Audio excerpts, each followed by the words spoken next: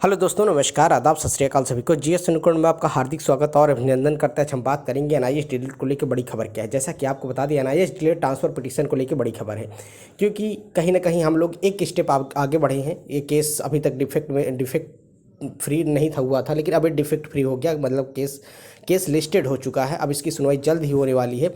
चलिए देख लेते हैं। और कहीं ना कहीं एनआईएस डिलीट के लिए थोड़ी सी आशा की किरण है कि भाई अगर ये केस सुप्रीम कोर्ट में लग जाता है, अगर इसकी सुनवाई हो जाती है तो आने वाली समय में सारी चीज़ें स्पष्ट हो जाएंगी। चलिए देखते हैं पहला नंबर के केस क्या है, डायरी नंबर, सारी चीज़ें देखें। सुप्रीम कोर्ट ऑफ इंडिया आप देखेंगे तो इसमें केस कोर्ट नंबर 7 में हॉनरेबल जस्टिस किस चीज़ और कितने पे इसका केस लिस्ट हुआ, क्या काज लिस्ट है, देखेंगे 71 नंबर पे केस लिस्ट हुआ है।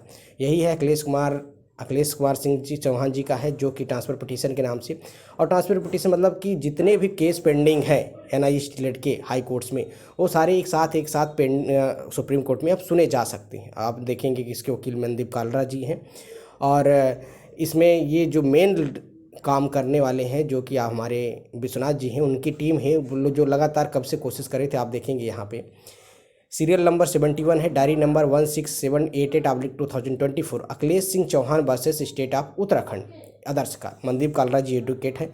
ये केस 72 सीरियल नंबर 71 में लिस्टेड हुआ।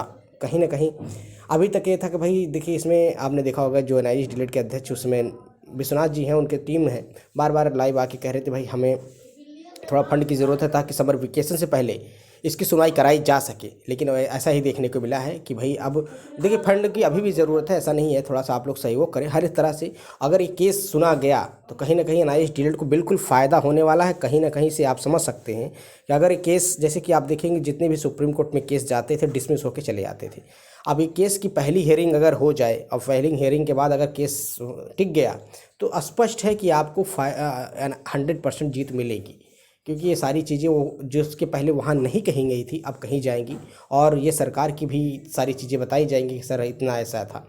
देखेंगे Akhilesh Singh Chauhan versus state of Uttarakhand, diary number आप 16788/2024, फील्ड बाई 12/4/2024 को फील्ड हुआ था। अखिलेश सिंह चौहान जी हैं जो कि मेन पिटिशनर हैं, उसके बाद स्टेट ऑफ उत्तर प्रदेश से हैं। इनके साथ और भी केस टैग किए गए, अभी तक टैग नहीं हुए हैं, लेकिन अगर जैसे भी इसको सुनवाई में लगते हैं, क्योंकि ट्रांसफ़र पिटिशन मतलब आप ही समझ रहे हैं कि जितने भी केस अन्य स्टेट में हैं या राज्य में हैं, वो सब ट्रांसफ़र हो कि एक साथ अगर वहाँ सुप्रीम कोर्ट में सुने जाएंगे तो कहीं ना कहीं इसमें जस्ट को भी मानना पड़ेगा। और डबल बेंच में, अभी पहले लग रहा था कि ये सिंगल बेंच में सुना जाए, लेकिन ये केस लिस्ट हुआ है डबल बेंच में। और डबल बेंच में लिस्ट हुआ है तो इसका मतलब है कि थोड़ा सा अच्छा वकील, जैसे मनदीप कालरा भी ठीक वकील है, अगर उनके साथ और एक सीनियर वकील रहेंगे तो केस आराम से वैलिड होगा। इसीलिए आप लोग के सहयोग की भी ज़रूरत है। और कहीं ना कहीं एक खुशखबरी है कि पहला स्टेप तो आगे बढ़े। अभी तक कह रहा था केस डिफेक्ट, लेकिन अब डायरी नंबर सारी चीज़ें जनरेट हो गई, केस लिस्ट हो चुका है 71 नंबर पे, और कोर्ट नंबर 7 में सुने जाने की संभावना है। अब ये केस सुना कब जाएगा, अभी इसकी डेट अभी नहीं मेंशन हुई, लेकिन ये 13 मई को इसकी डेट कंफर्म हो रही है कि ये हो सकता है सुनवाई वही हो जाए मंडे को, कहने मतलब कल। क्योंकि कल आपने देखा होगा तो कई केसेस की सुनवाई होनी है। आप पश्चिम बंगाल के भी देखें तो 13 मई को सुनवाई होने वाली है। अभी सुप्रीम कोर्ट में भी बढ़िया केस है जो कि ट्रांसफर पिटीशन कब से ये रजिस्टर हुआ था, लेकिन फंड ना होने की वजह से विश्वनाथ जी कह रहे थे भाई अब डिफेक्ट फ्री तभी कराएंगे जब वकील को भी फीस हो जाएगी। तो किसी तरह एक आप देखेंगे। चलिए, the list of the case in the transfer petition court number caused by the 13/5/2023। देखिए जो ये लिस्ट हुआ था 13/5/2023 को होगा। उसके बाद कोर्ट नंबर 7 में हॉनरेबल जस्टिस अभय एस ओका की बेंच, जस्टिस अभय एस ओका और जस्टिस उज्ज्वल विवान की बेंच में ये सुना जाएगा। अब ये दो डबल बेंच में सुना जाना है। और कहने का मतलब है, देख सकते हैं पूरी डेट भी है 13/5/2024 को। अगर कल इस केस सुना जाता है तो बहुत अच्छी चीज़ें होगी। और केस अगर आगे प्रोसीड हुआ तो आप ये मान के चलिए कि आपको 90% तो ये उम्मीद हो जानी चाहिए कि अब की अगर केस आगे लिस्ट हुआ, मतलब आगे हियरिंग लग गई, तो ज़रूर से ज़रूर एनआईएस डिलीट वैलिड होगा। और बस थोड़ा सा अब आपके सहयोग की ज़रूरत है, क्योंकि देखिए अगर अच्छा वकील होगा तो अपनी बात को अच्छी तरह रख पाएगा उसमें। और उसमें क्या होता है, जज भी सुनने के लिए थोड़ा वो रहते हैं, बट मतलब नहीं तो छोटे मोटे वकील को क्या करता है, डिसमिस करके तुरंत भाई ठीक है आगे देखा जाए, क्योंकि ऑलरेडी मैटर डिसाइडेड है, ऑलरेडी इसके ऑलरेडी डबल बेंच में इस फैसला हो चुका है।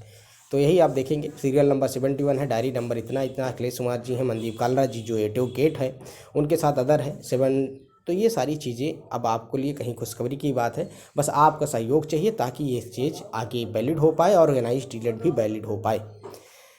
अब आप समझ सकते हैं कि एक कहने का मतलब एक आशा की किरण झलक रही है कि हाँ भाई अब ये केस सुना जाएगा, क्योंकि अभी तक डिफेक्ट मोड में ही था, अब डिफेक्ट फ्री हुआ है, अब केस नंबर सुना जाएगा। और समर वेकेशन से पहले अगर एक सुनवाई हो जाती है और केस टिक गया तो इसका मतलब आप समझ सकते हैं कि 2-3 हियरिंग में सारी चीज़ें एकदम क्लियर हो जाएंगी।